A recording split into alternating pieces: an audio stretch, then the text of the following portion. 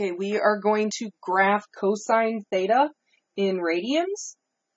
We're graphing in radians because our trig functions are graphed in radians, and from here on forward we'll be talking in radians, so we need to get used to that.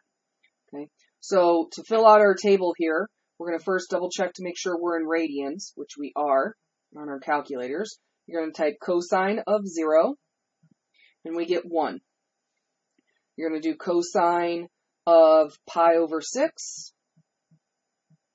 which is 0.866, so 0.87 because we're rounding to hundredths.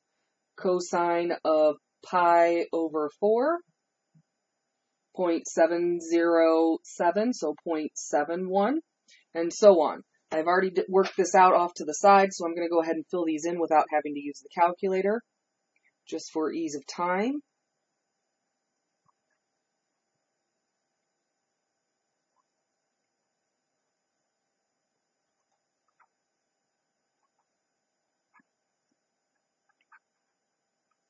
Okay, now we are going to go ahead and graph these on the coordinate grid that we have here. So at 0, we're at 1. So at pi over 6 radians, we're at 0.87, which is just under 0.9. At pi over 4, we're at 0.71, so just above 0.7. At pi over 3, we're at a half.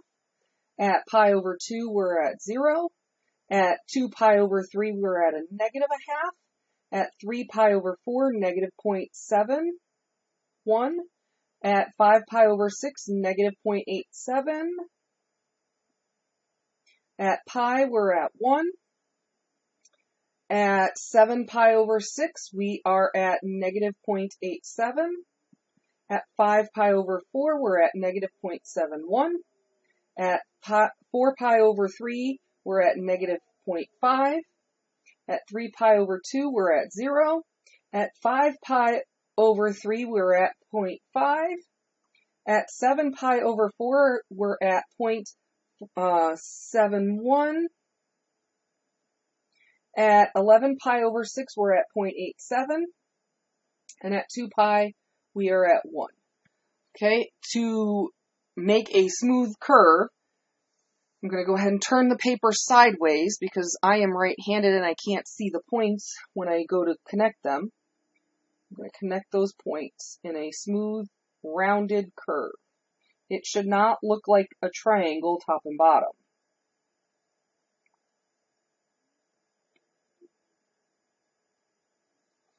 Let me turn that back. So there is your cosine graph.